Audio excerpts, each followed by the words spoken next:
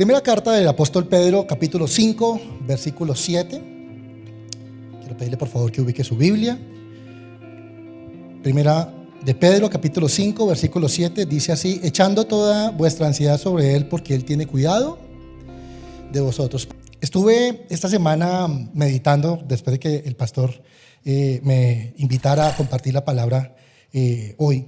Y para mí esto es un motivo de mucha alegría, pero también de bastante nerviosismo, ¿no? No es sencillo pararse uno a compartir la bendita palabra del Señor.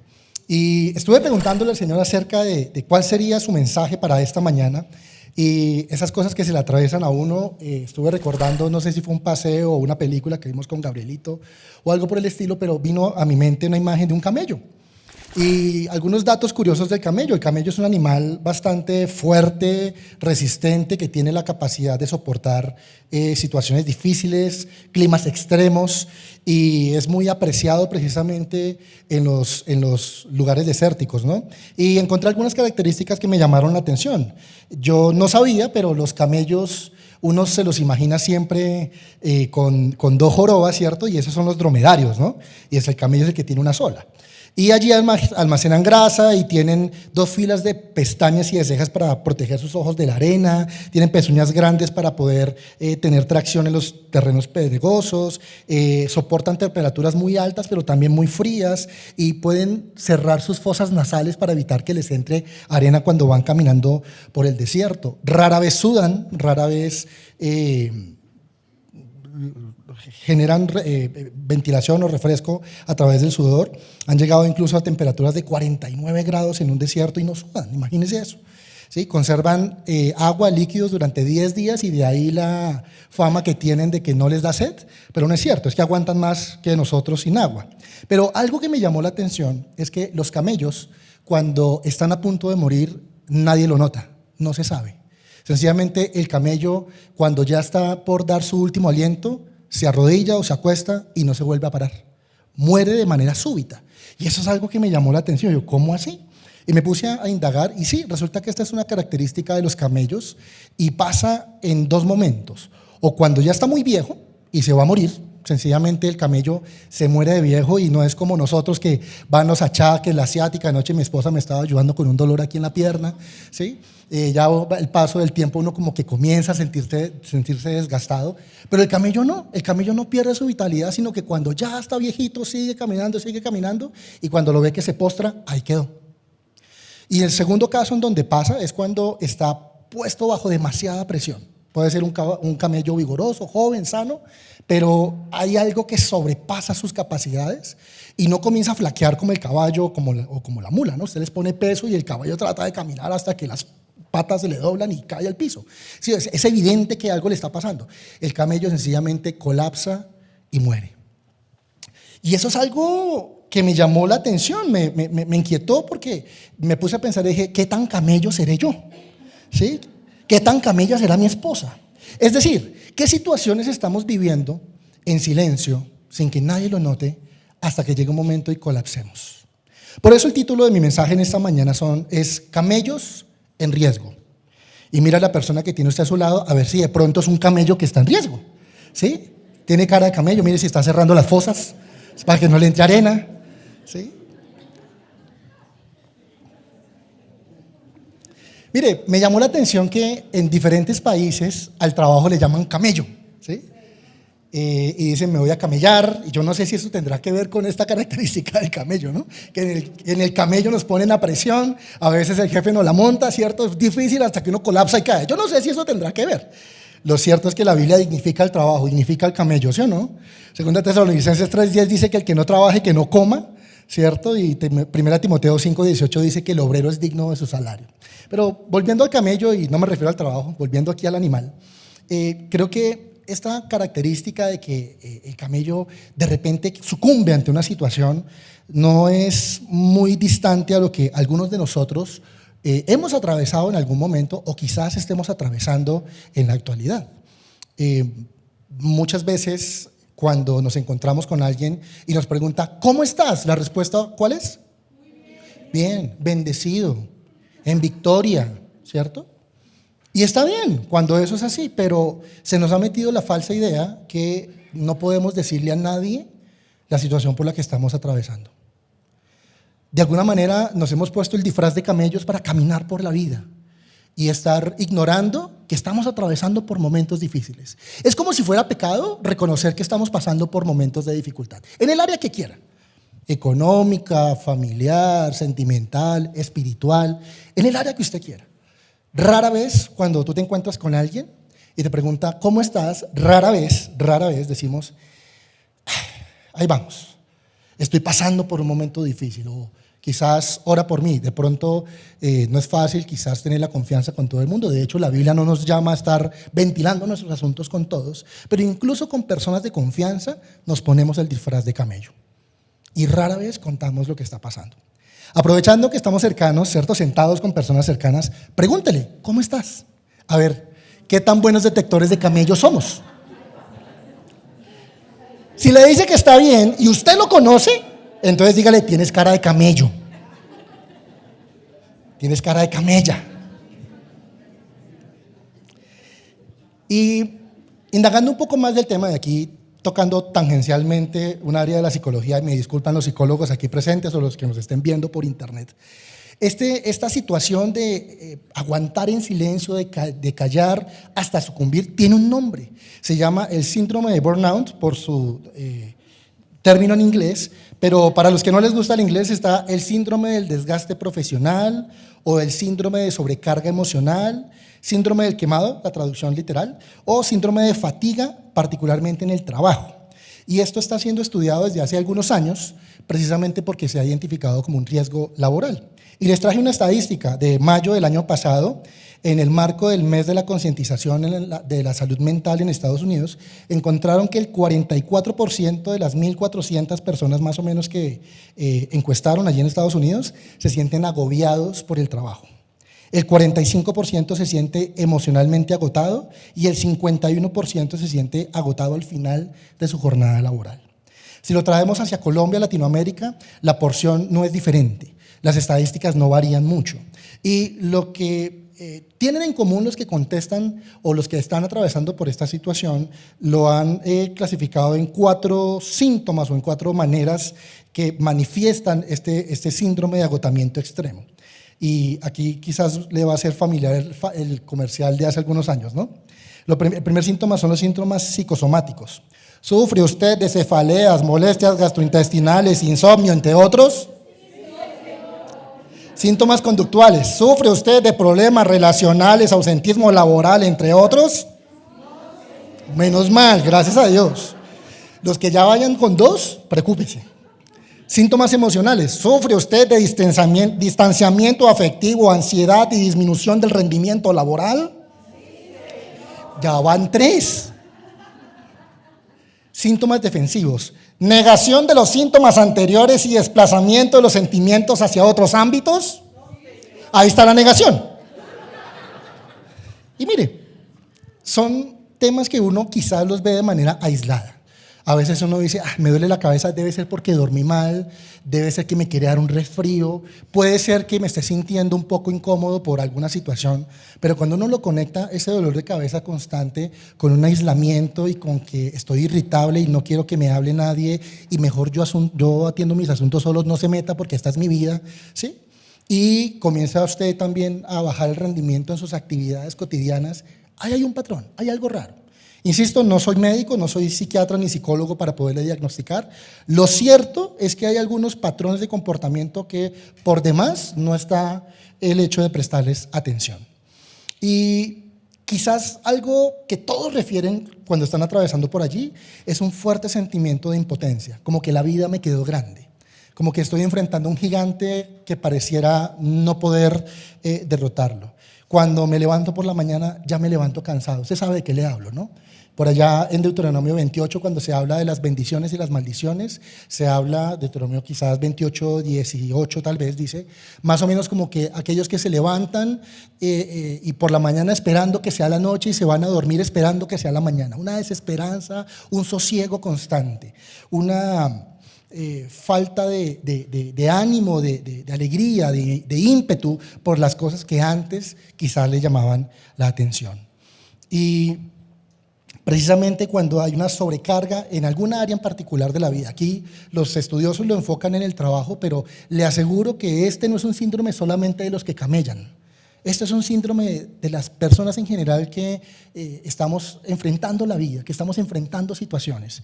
Y cuando viene una situación estresante, algo que demanda, algo que nos desafía, necesariamente puede llegar momentos de presión sobre nuestras vidas y pueden llegar a incluso estos escenarios difíciles. Y pensando en todo esto, quise buscar en la Biblia situaciones, personas que hayan pasado por aquí y cómo el no prestar atención a estas señales puede ser catastrófico para nosotros. Quiero invitarles a Mateo capítulo 10, versículos 1 al 4, y quisiera adentrarnos en una historia de un personaje por demás polémico y a quien quiero presentar una defensa hasta donde me sea posible, ¿no? Porque ya van a saber por qué hago esta introducción. Porque digamos que es una persona, es un personaje a quien la historia ha juzgado por sus consecuencias, y ni más faltaba, el objetivo de esta mañana no es justificarlo, pero sí es quizás identificar que estas situaciones mal gestionadas nos pueden llevar a cometer una locura como la de este hombre. Dice la Biblia, Mateo capítulo 10, versículos 1 al 4, entonces Jesús, llamando a sus 12 discípulos, les dio autoridad sobre los espíritus inmundos para que los echasen fuera y para sanar toda enfermedad y toda dolencia. Los nombres de los 12 apóstoles, el equipo de Jesús, son estos. Primero Simón, llamado Pedro, Andrés su hermano, Jacobo, hijo de Zebedeo, Juan su hermano, Felipe, Bartolomé, Tomás, Mateo el publicano, Jacobo, hijo de Alfeo, Lebeo, por sobrenombre Tadeo, Simón el cananista y la joyita que cierra el grupo, Judas Iscariote, el que también le entregó. Judas fue elegido por Jesús y es lo primero que salta a la vista cuando leemos este pasaje. Es fácil cuando hablamos de Judas hacernos de una vez la imagen de alguien oscuro, hostil, que fue capaz de vender a su maestro, y eso es cierto. Insisto, no estoy justificando a Judas, por favor, vaya conmigo en este relato.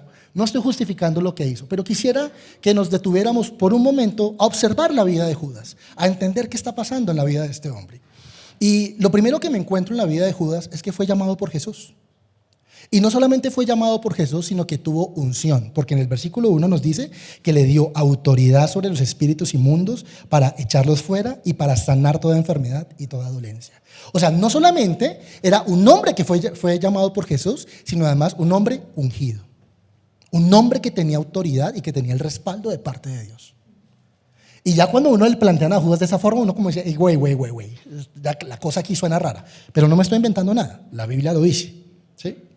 Y no solamente fue un hombre llamado por Jesús, ¿cierto? Ungido, con unción de parte de lo alto, sino que además tenía un papel igualmente importante en el resto del equipo, porque no dice que era el equipo de los 11 apóstoles y Judas, ¿cierto? Eran los 12. Estaba incluido dentro del equipo, tenía responsabilidades, asignaciones como cualquier otro miembro del equipo. No se nos dice que a Simón y a Juan y a Andrés les dio una unción especial y al resto, incluido Judas, les dieron algo de menor categoría. No, la Biblia nos muestra que Jesús impartió sobre todos y les dio poder y autoridad a todos. Y esto, tremendo, ¿no? O sea, llama la atención porque ¿cómo terminó este hombre haciendo lo que hizo, habiendo comenzado igual que el resto?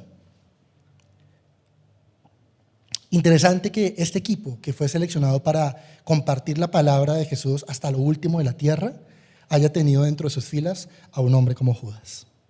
Ahora, el autor, el escritor de esta carta, mi amigo Mateo, deja un spoiler al lector, ¿no? Porque cualquiera que está leyendo la historia y que no sabe lo que ha pasado, viene mirando los relatos, ¿no? Se nos dice acerca del nacimiento de Jesús, cómo había venido su ministerio, y aquí comienza a ver cómo se conforma su equipo, y dice en el versículo 4 al final, dice, y Judas Iscariote, alerta de spoilers, el que también lo entregó. O sea, de una vez le voy adelantando que este no es de fiar, ¿sí? Lo voy contando. Ahora, miremos qué dice Marcos capítulo 3, versículos 13 al 19, y es la misma porción, la misma historia, contada ahora desde la perspectiva de Marcos. ¿Sí? Y Marcos nos amplía un poco el panorama. Miren lo que dice en el versículo 13. Después de unos eventos que ahora más adelante vamos a hablar, subió al monte y llamó así a los que quiso. Wow. Subió al monte y llamó así, los invitó a los que quiso.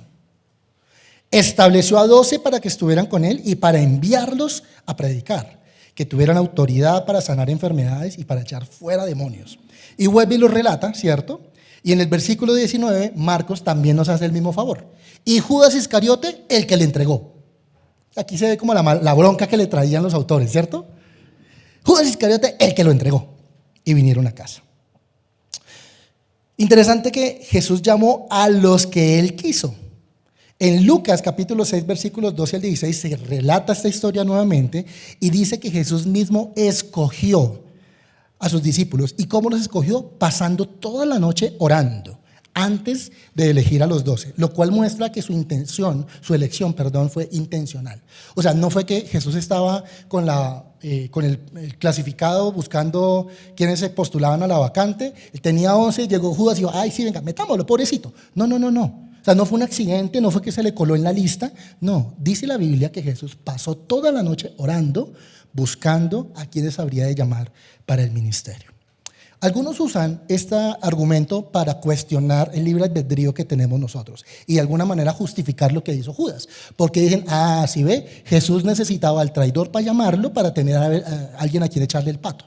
Y resulta que no, porque la Biblia es clara en mencionar las características de su equipo. Yo no sé, hoy en día, cuando usted tiene una responsabilidad, tiene que juntar un equipo de trabajo, ¿cierto? Los que tenemos personas a cargo, una empresa que liderar o tenemos algún lugar de responsabilidad en el lugar donde trabajamos. Buscamos hacer selección de un equipo de trabajo que esté a la altura del desafío que tenemos, ¿cierto? Entonces buscamos al más inteligente, al más pilo, al más comprometido, al que tiene las mejores habilidades. Pero mire las perlas que escogió Jesús. ¿Sí? Jesús escogió a un publicano, a Mateo, que todo el mundo lo odiaba. ¿Por qué? Porque había vendido su alma al imperio. ¿Sí? Entonces, es como si aquí viniera alguien, no sé, el pastor siempre utiliza el ejemplo de la DIAN, ¿cierto? A hablarnos sobre diezmos y ofrendas. ¿Sí? ¿Qué? Ni qué nada.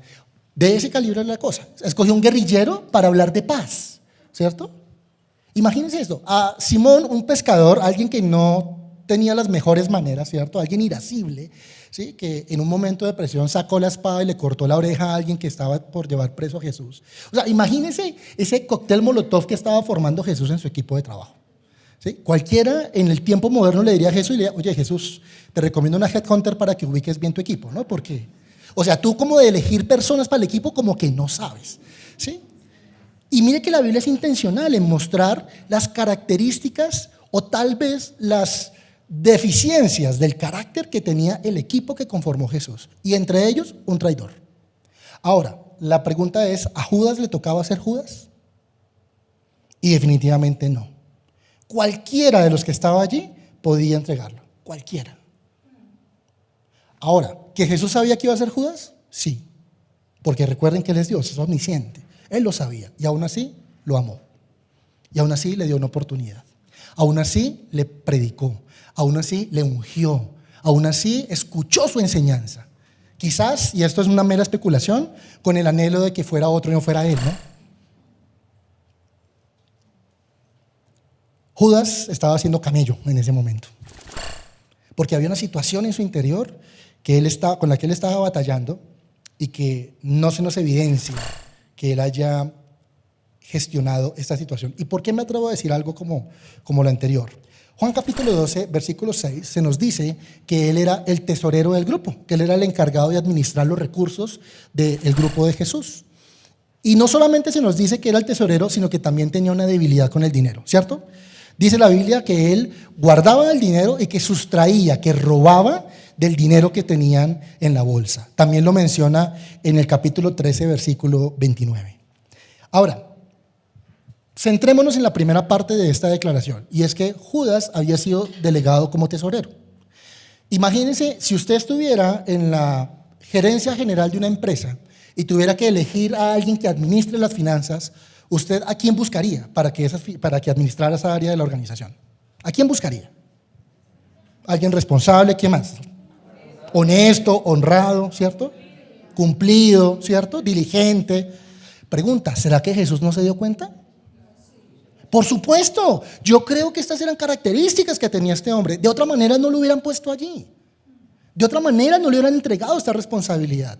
De otra manera no se hubieran levantado, los discípulos más bien, o sus compañeros de trabajo, no se hubieran quejado, ¿sí? Le hubieran dicho, pero ¿cómo se le ocurre poner a este tipo, cómo le ocurre poner al ratón a cuidar el queso?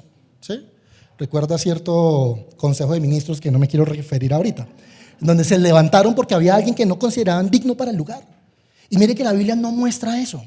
La Biblia no dice que los discípulos se hayan quejado con Jesús para decirle, oye Jesús, yo no es que quiera ser chismoso, ¿no? Pero sí te recomiendo un arqueo de vez en cuando a la bolsa. Me parece que por ahí Judas puede estar como enredado. La Biblia no dice eso. No lo dice. Ahora, tampoco dice pues que ellos fueran cómplices, ni más faltaba, ¿sí? Lo cierto es que por lo que dice el texto, yo creo que Judas era alguien de confiar al comienzo.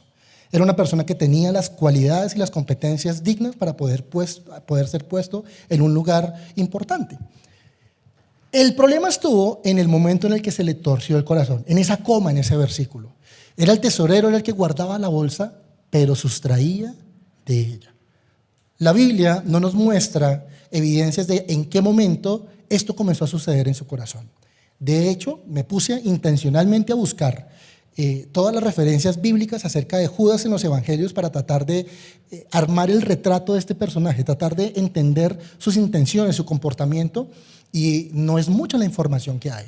La información que hay es de su llamamiento, que ya la leímos hace un momento, del rol que tenía y su debilidad con el dinero, y luego de la traición que cometió hacia Jesús. No se nos dice, no se nos muestra evidencia acerca de en qué momento su corazón se desvió. Porque estoy seguro que si Jesús hubiera visto a alguien que era un traidor, un deshonesto, un ladrón y lo que sea, pues no lo llama al ministerio. Pues es lógico pensar esto, ¿sí? En algún momento a Judas se le torció el corazón. Y me acordé del camello. Porque, ¿qué tal? Y si nos pusiéramos a pensar un poco en Judas, ¿qué tal que Judas llevara esta situación en silencio? Y fuera algo que él estuviera cargando en su corazón durante algún tiempo. Una situación sin resolver y que sería puesta a prueba frente a un encargo ministerial, sería puesta a prueba frente a una responsabilidad que le fue entregada. Estamos enfocados en el ministerio porque es el ejemplo que nos atañe en esta mañana, pero llévelo a otras áreas de la vida. Una situación sin resolver y que por situaciones de la vida misma es puesto a prueba. Y él en silencio. Ahora, teniendo la solución en sus narices, porque literalmente estaba en sus narices. Tenía a Jesús quien podía ayudarle, acompañarle, predicarle, enseñarle, ministrarle, y aún así no echó mano de este recurso, un camello. La pregunta es, ¿qué tan camellos estamos siendo nosotros? ¿Qué situaciones estamos llevando nosotros a solas, a cuestas, sin que nadie más se entere? Luchas, dificultades, tristeza, melancolía profunda en el alma, situaciones en las que yo no dejo que nadie se meta, porque yo con esto puedo solo, porque yo no necesito la ayuda de nadie, porque Dios y yo lo sabemos. Algunos contestan de esta forma espiritual y los guardan allí en silencio, esperando a que la bomba en algún momento detone. Ahora, Judas no podría decir que no haya recibido ayuda. Él puede haberse quedado callado como el camello, pero Jesús estaba atento a su situación. Y lo digo porque por lo menos, aquí saqué 5 versículos, no los vamos a leer todos, pero por lo menos en 5 oportunidades Jesús habló acerca del peligro que hay con el amor al dinero. Miren, Marcos capítulo 12, versículos 41 al 44, se nos relata el evento en el que Jesús estaba sentado al lado de la alfolía, al lado del cofre de las ofrendas en el templo, y estaba mirando lo que pasaba y vio cómo muchas personas daban la ofrenda de lo que les sobraba, pero una pobre viejecita sin nadita que comer se acercó y puso 2 moneditas en el cofre de las ofrendas. Y luego Jesús alaba la fe de esta mujer y dice delante de los demás: ustedes dan de lo que les sobra, pero ella ha dado de todo lo que está en su corazón. Y los discípulos, si ustedes miran el contexto, estaban ahí, estaban escuchando y viendo lo que Jesús estaba diciendo, entre ellos Judas. Porque muchas veces se nos olvida, cuando leemos los discípulos, pensamos que Judas no estaba ahí. Y sí, Judas estaba ahí. Judas estaba escuchando lo que Jesús estaba predicando en ese momento. En Lucas capítulo 3, versículo 14, dice lo siguiente Dice que los soldados le preguntaron cuando estaba hablando acerca de la generosidad y demás, y le dijeron los soldados: ¿y nosotros qué debemos hacer para ganarnos la vida eterna, para entrar en el reino de los cielos? ¿Cuál es el modelo de vida que debemos seguir? Y Jesús le contestó a ellos acerca de su mal proceder: no le quiten nada a nadie. Yo creo que Judas cambiaba la nalga, ¿no? Estaba sentado como que estás conmigo. Ni con amenazas, ni acusándolo de algo que no haya hecho. Confórmense con su salario. Esas veces en las que Dios te habla en la palabra y uno dice como que eso no es para mí, pasa derecho la palabra. Judas no puede decir que no haya sido advertido de las situaciones por las que estaba pasando. De una forma más explícita, en el Sermón del Monte, Mateo capítulo 6, versos 19 al 21, dice lo siguiente, me permito leerlo textualmente: no amontonen riquezas aquí en la tierra. Mateo capítulo 6, versos 19 al 21, donde la polilla destruye y las cosas se echan a perder, y donde los ladrones entran a robar. Más bien amontonen riquezas en el cielo, donde la polilla no destruye ni las cosas se echan a perder, ni los ladrones entran a robar. Pues donde esté tu riqueza, allí estará también tu corazón. Y mire, podríamos seguir mirando versículos en donde Jesús se haya referido al dinero y al manejo del dinero en particular. La Biblia o los estudiosos de la Biblia mencionan que Jesús habló más de este tema que, por ejemplo, de la oración o de la fe. ¿Sí? Podríamos pasar la mañana estudiando lo que Jesús dice acerca del dinero. Lo cierto es que Judas escuchó antes que nosotros estas enseñanzas. Y aún así se nos dice que él sustraía, robaba de la bolsa. Un camello en riesgo. Un camello que estaba lidiando con una situación en su interior hasta que colapsó, hasta que cayó. Qué triste. No se nos dice qué otras situaciones estaba enfrentando Judas. Solamente se nos deja ver esta que fue la que le llevó a cometer quizás un acto de traición sin igual, y es el hecho de haber vendido a Jesús por 30 monedas de plata. En Mateo capítulo 26, 14 al 16, lo entrega con un beso, y por 30 monedas de plata entrega a su maestro. 30 monedas. Cuando buscamos en el Antiguo Testamento, ese era el precio que se pagaba por la libertad de un esclavo. 30 monedas de plata. Ni siquiera se untó las manos por mucha plata. Lo hizo por chichiguas, por monedas. ¿Sí? ¿Cuál sería su amor al dinero que ante cualquier oportunidad de lograr conseguir algo no le importó negociar sus principios? Qué triste. Ahora, quizás lo más doloroso: durante la última cena, Jesús dejó ver que uno de ellos le traicionaría, y Jesús de alguna forma le echó el vainazo de frente, ¿no?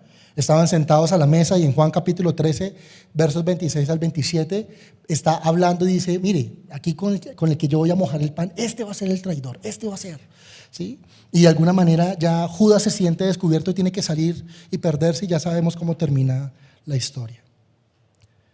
Después de que le entregan en Getsemaní con un beso, dice la Biblia que Judas sintió remordimiento, se sintió mal por lo que había pasado y trató de arreglar el problema. Después de haber cometido semejante error, abrumado por la culpa, quiso arreglar las cosas y fue a los sacerdotes con quienes había negociado y les devolvió la plata diciendo: no, este hombre es inocente, no sabe qué, dejemos así. Y ya los tipos dijeron: no, nosotros no podemos tomar la plata de este origen dudoso, nosotros no podemos permitir que esto entre al cofre de las ofrendas porque eso es pecado. O sea, ¿era pecado crucificar a Jesús? No era pecado crucificar a Jesús, pero sí era pecado recibirle las monedas de vuelta a Judas. La hipocresía, ¿no? Y al ver que esto no pasó, que no pudo resarcir su error, dice la Biblia que fue y se ahorcó. De hecho, alguna vez en el corazoncito hablamos con los niños acerca de los dos relatos que están en la Biblia aparentemente contradictorios de la muerte de Judas. En Mateo capítulo 27, versos 3 al 5, se nos relata que se ahorcó, que se colgó en un árbol y se ahorcó. Y en Hechos capítulo 1, 18 al 19, se nos dice que se botó por un barranco y que se partió en dos, y bueno, ya ustedes imaginarán el resto. ¿Sí? Y algunos usan esto para tratar de desmentir el relato bíblico y sencillamente lo que pasa es que esto es como una escena del crimen que tiene que organizar las diferentes piezas. Y Judas, al tratar de devolver el dinero, los sacerdotes del templo no quisieron tomar el dinero y lo que hicieron fue comprar un terreno. ¿Cuál terreno compraron? El terreno donde Judas se había colgado y se había ahorcado. Y luego pues pasó el hecho de que se haya caído, se haya roto con sus vísceras y demás. Después estudiamos más a profundidad el tema. Lo cierto es que Judas terminó tristemente su historia, terminó señalado para siempre como sinónimo de traición. ¿Sí? Cuando usted quiere llamar a alguien traidor, no es más sino decirle, uy, mucho Judas. Y eso ya se volvió un insulto. ¿Sí? Imagínese ser recordado por la eternidad de esa forma. ¿Señor?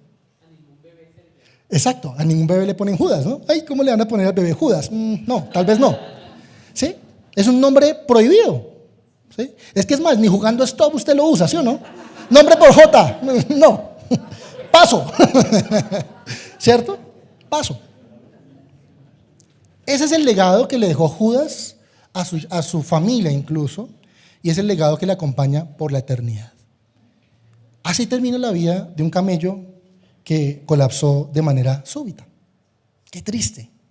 Alguien que está pasando por un momento de dificultad y que tuvo no pocas oportunidades de trabajar, de evidenciar, de traer a la luz una situación con la que estaba batallando.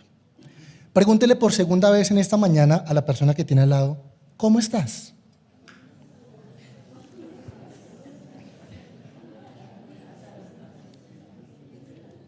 Yo sé, no es fácil.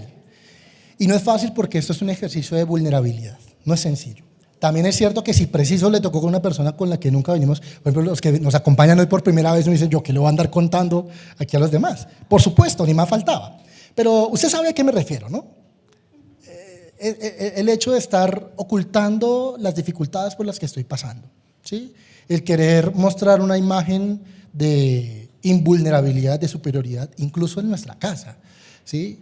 Incluso niños que nunca ven llorar a su papá o a su mamá y prefieren ocultarse para que no los vean pasar por momentos de tristeza, porque yo tengo que mostrarle que soy el fuerte de la casa. ¿Quién dijo? ¿Quién dijo? No es cierto. El único que utilizó vestido de camello con un propósito fue Juan el Bautista, ¿sí? Que se nos dice en la Biblia que él usaba las pieles, el pelo del camello para vestirse en el desierto. Pero a nosotros se nos volvió costumbre usar el vestido de camello en nuestra cotidianidad.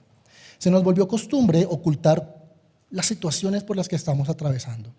Y esto pone un peso mayor sobre nuestras vidas. Esto nos coloca una carga que es difícil de gestionar. Coloca sobre nosotros no solamente el hecho de estar enfrentando por lo que estoy pasando, sino además tratar de mantener una apariencia delante de los otros para que no me vean sufrir. ¿Y quién dijo que esa es la forma de vivir? El mismo Jesús lloró cuando su amigo Lázaro murió, a sabiendas de que lo iba a resucitar, por si acaso. Jesús sabía qué es lo que habría de acontecer, tenía el poder para resucitarle y aún así lloró.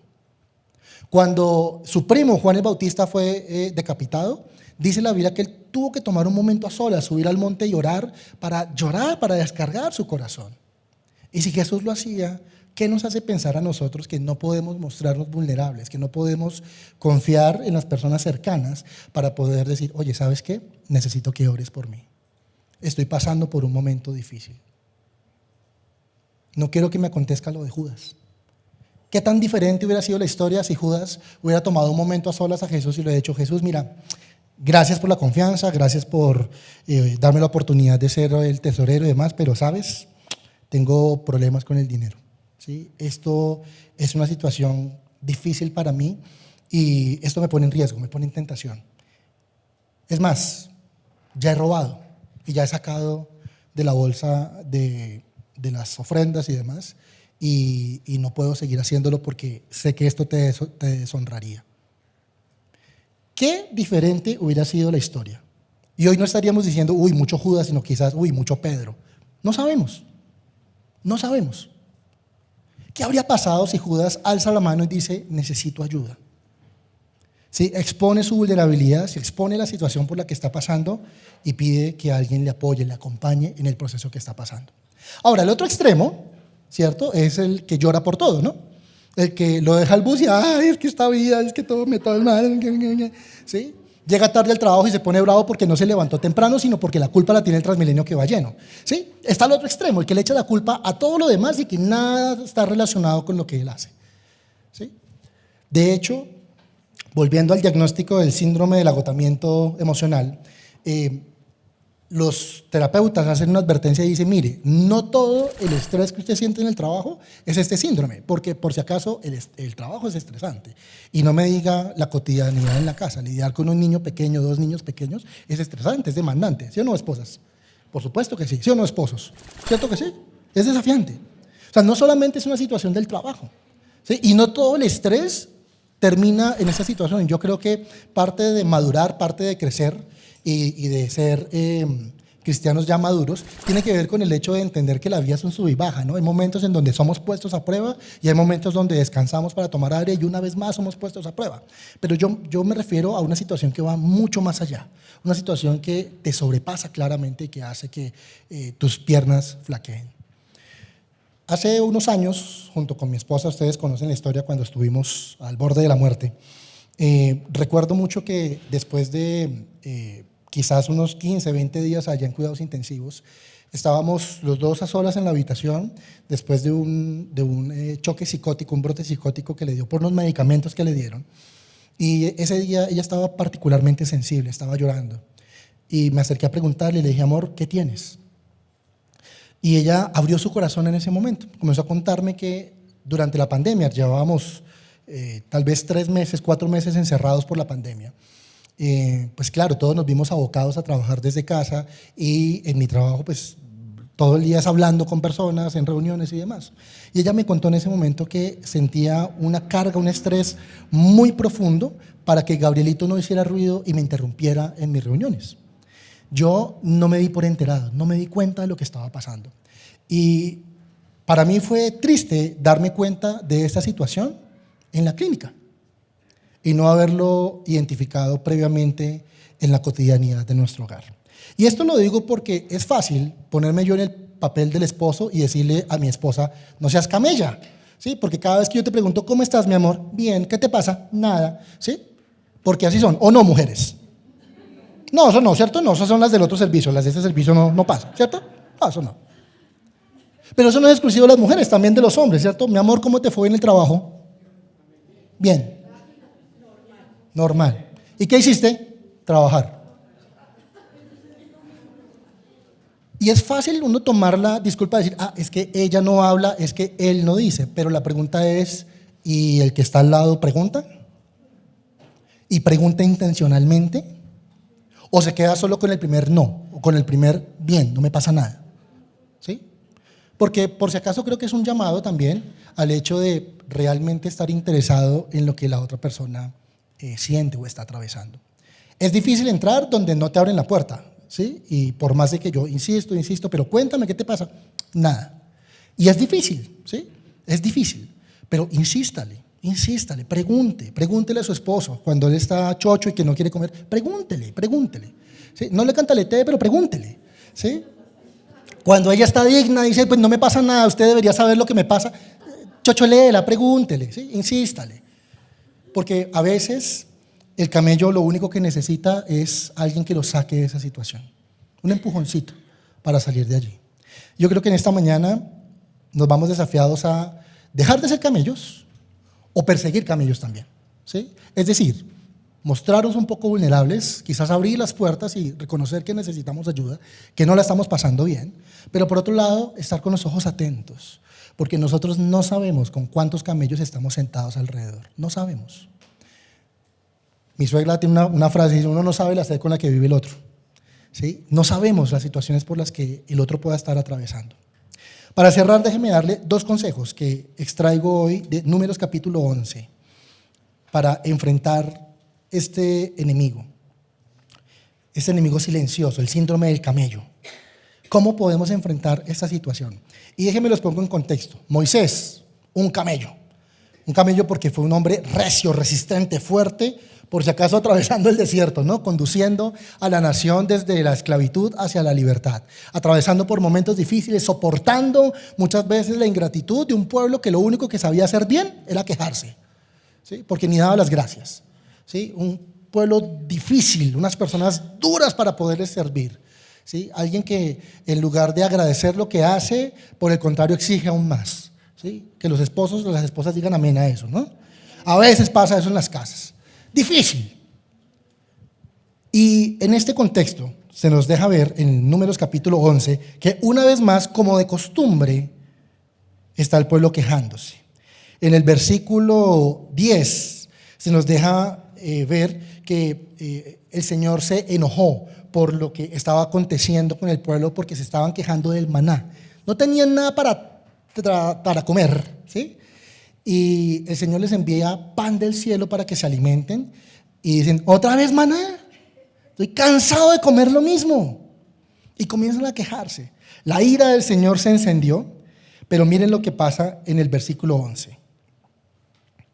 Dijo Moisés al Señor, ¿por qué has hecho mal a tu siervo? ¿Y por qué no he hallado gracia en tus ojos que has puesto la carga de todo este pueblo sobre mí? Versículo 12. ¿Concebí yo a todo este pueblo? ¿Lo engendré yo para que me digas, llévalo en tu seno como lleva la que cría al que mama a la tierra de la cual juraste a sus padres? El tipo siendo irónico, ¿no? Cantaletoso. Claro, ¿y es que acaso la culpa es mía o qué? ¿Sí? Versículo 13. ¿De dónde conseguiré yo carne para dar a todo este pueblo? Porque lloran a mí, se quejan conmigo diciendo, danos carne para que comamos. Verso 14. ¿No puedo yo solo soportar a todo este pueblo que me es pesado en demasía? El tipo está en las últimas. Versículo 15. Y si tú sigues en esas, si me sigues a mí dando esa responsabilidad, entonces te ruego que me mates. Si he hallado gracia en tus ojos y que yo no vea mi mal tan espiritual. Te ruego que me mates, Dios, porque esto me sobrepasa. Un camello. Alguien que está enfrentando un momento difícil. Pero este es un camello diferente, porque precisamente el primero de los dos consejos que quisiera dejarles, que emanan de la Biblia, para enfrentar el agobio y la carga en demasía, es precisamente lo que hizo Moisés, y es dirigir tus pensamientos a Dios. Enfócate en el Señor, echando toda tu ansiedad sobre Él, porque Él tiene cuidado de nosotros. Es importante abrir y derramar nuestro corazón en su presencia. Cuando nuestra mente está enfocada en el Señor y comenzamos a contemplarlo, comenzamos a verlo en su dimensión tal cual es, el problema, la situación por la que estás atravesando no se resuelve necesariamente, pero toma la dimensión adecuada. No se hace más pequeño, ¿sí? No se resuelve fácil, pero toma la dimensión adecuada. ¿Y cuál es la dimensión adecuada? Un problema que está en las manos del hacedor de imposibles. Y ahí la cosa cambia. Puede que el problema no, pero la manera en la que yo estoy enfrentándolo es diferente. Moisés viene y derrama su corazón delante del Señor y dice, Señor, esto me quedó grande. ¿Y sabes qué? Me quiero morir. O sea, no doy más. Estoy a punto de tirar la toalla. No doy más. Señor, ayúdame. Esto me está sobrepasando. Algunos, cuando hablamos acerca de estos temas y le decimos, ¿y ya hablaste con el Señor? Dicen sí, pero en su mente y en su corazón. ¿Sí? Porque como Dios todo lo sabe, pues Él debe saber por lo que yo estoy pasando. No, este es un ejercicio intencional como lo hizo Moisés. Moisés fue y buscó la presencia del Señor, se postró de rodillas y clamó. Señor, estoy pasando por un momento difícil. Señor, esto me está quedando grande. Señor, esto está muy duro, esto está muy difícil. Señor, me voy a morir si tú no me ayudas. Es una situación que de verdad implica intencionalidad en el hecho. No puede ser algo pasivo. Tiene que ser una plegaria delante del Señor para que efectivamente estemos derramando nuestro corazón. Y el segundo, y viene a continuación, fue pedir ayuda. Porque miren lo que hizo el Señor, versículo 16.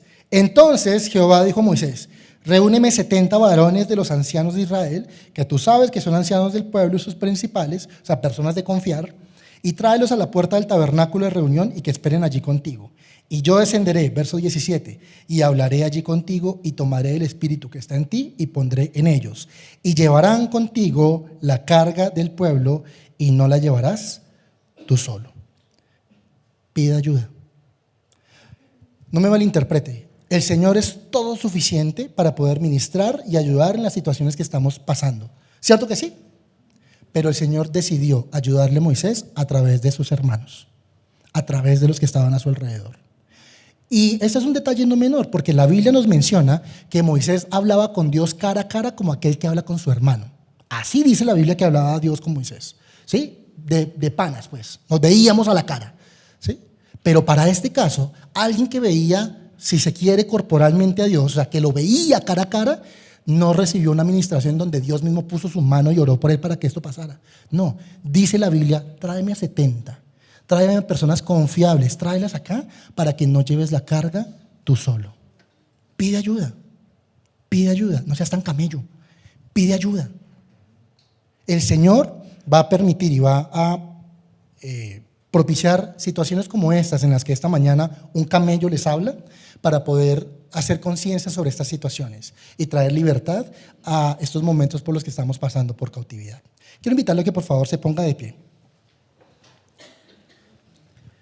y que en esta mañana podamos presentarnos delante del Señor para poner en práctica esos principios.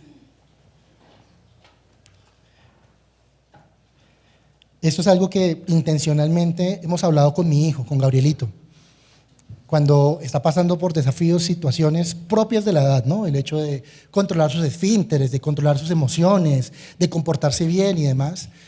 Algo que intencionalmente hemos buscado enseñarle junto con mi esposa es este principio. Hijo, pide ayuda.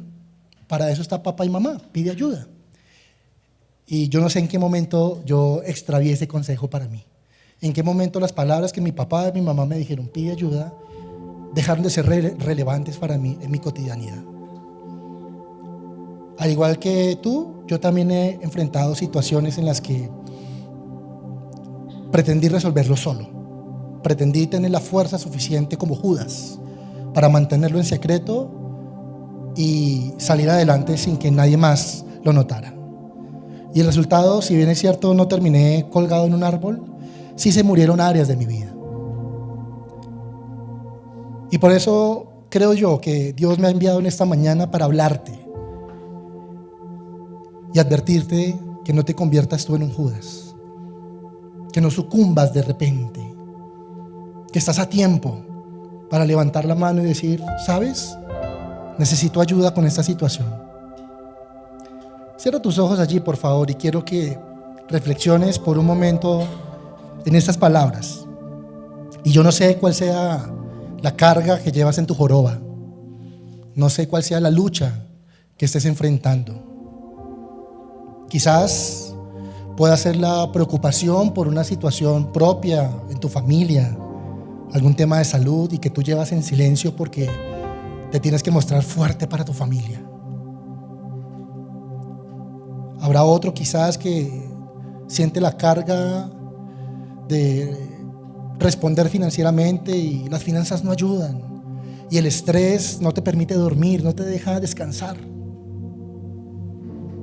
Algún otro está batallando con una situación que se salió de control, alguna adicción, algún pecado que está tomando cada vez más poder y más control sobre tu vida.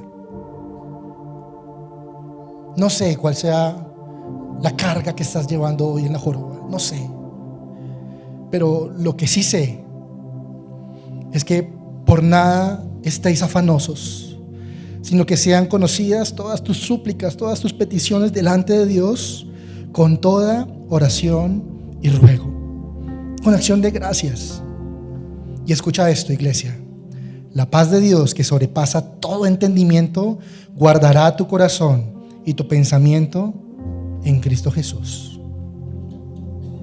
Padre, en esta mañana nos presentamos delante de ti, quizás cansados, agobiados, con cargas en el corazón que nos están llevando quizás al colapso.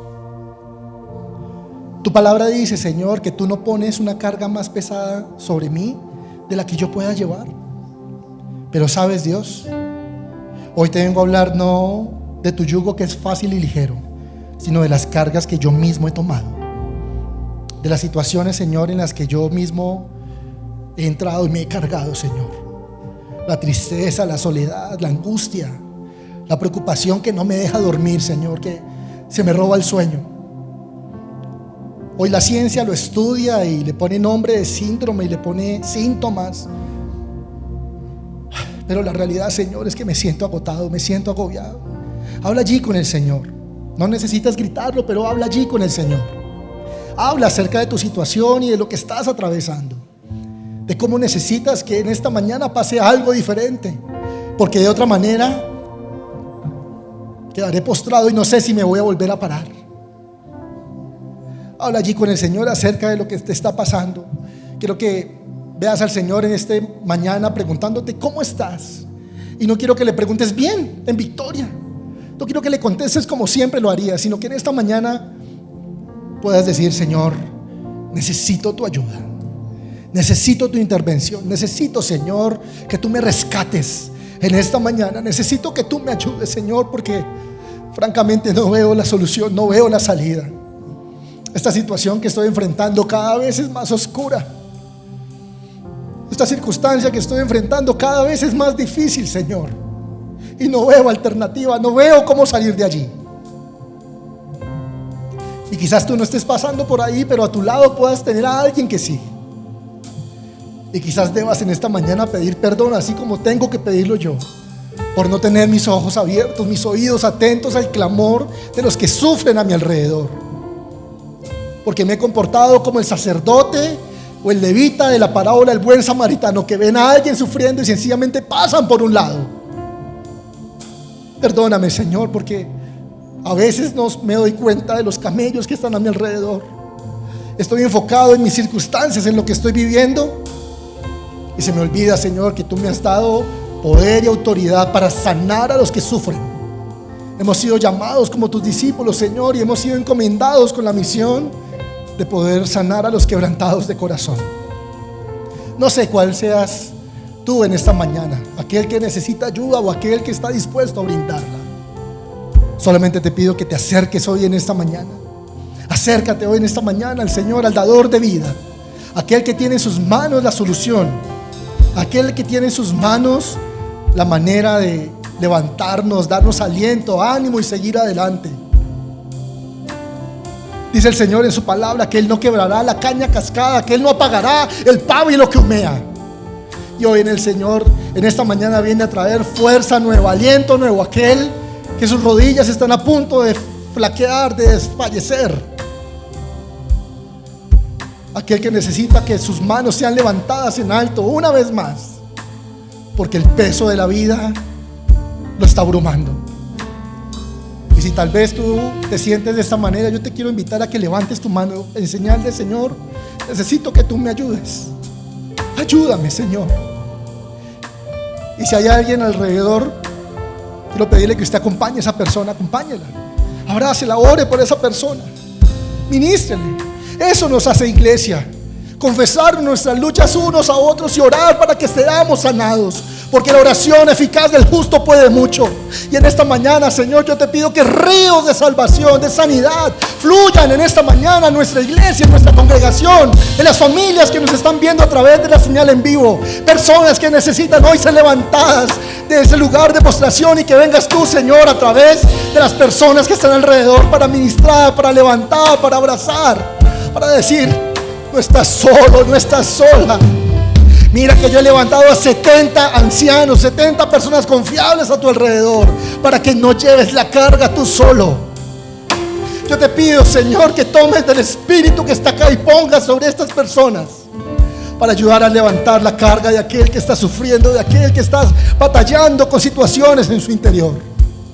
Que en esta mañana, Señor, podamos ser tus brazos, podamos ser tus manos, Señor, que traen consuelo, alivio al alma que se siente agobiada, aquel que dice: no puedo más, que estoy desgastado, que ya no puedo más. Que básicamente, Señor, como diría Moisés: quítame tú la vida, porque yo no sé qué voy a hacer si las circunstancias siguen igual. Que en esta mañana, Señor, tú vengas a traer consuelo, reposo y descanso a aquel que siente que ya no puede continuar. Úsanos, Señor, Úsanos, Señor, para traer consuelo, para traer de tu Espíritu, Señor, que reconforta, que fortalece, que levanta a aquel que se siente desanimado, cansado, sin esperanzas. Levanta, Señor, a aquel que se encuentra sufriendo, aquel que batalla en silencio, Señor, aquel que está batallando con voces en su mente, en su corazón, que le dice: tú no puedes hablar de esto, tú no puedes hablar de esto. ¿Qué van a pensar de ti si tú te atreves a confiar en alguien? Tú no puedes abrir la boca, tú no puedes confesar. Hoy, en el nombre de Jesús, venimos con autoridad a desafiar esas voces que quieren mantener a los camellos bajo presión, que quieren mantener a las personas en cautividad, encerradas en su dolor, en su lucha, en sus conversaciones internas. Hoy, Señor, venimos a traer libertad en esta mañana, consuelo y alivio para el alma que se siente agobiada y angustiada. Espíritu Santo, envía, Señor, la palabra de libertad en esta mañana. Libera a tu pueblo, Señor. Libera a tu pueblo, Señor, en esta mañana de las cadenas, de la opresión, de la angustia. Esas cadenas, Señor, que se han cernido sobre nosotros al mantenernos en silencio.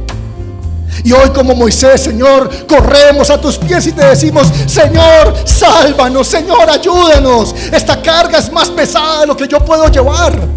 Ayúdame, Señor, porque esto me sobrepasa. Ayúdame, Señor. Ayúdame, Señor. Y yo quiero que veas cómo la persona que está allí orando por ti es respuesta a esa oración. Yo quiero que veas cómo el Señor viene y te abraza y te levanta, te sustenta a través de los brazos de esta persona. Moisés no es la primera vez que experimentaba esta situación. Cuando estaban enfrentando el ejército de Madián, él tenía sus brazos en alto y sus brazos se sentían desfallecer. Pero llegaron sus amigos y levantaron sus manos para que él se mantuviera en alto y el pueblo pudiera prevalecer. Para Moisés esta no era una situación nueva, una situación en la que él tuviera que levantar las manos y decir: ayúdame, Señor, ayúdame en mi debilidad, ayúdame, Señor.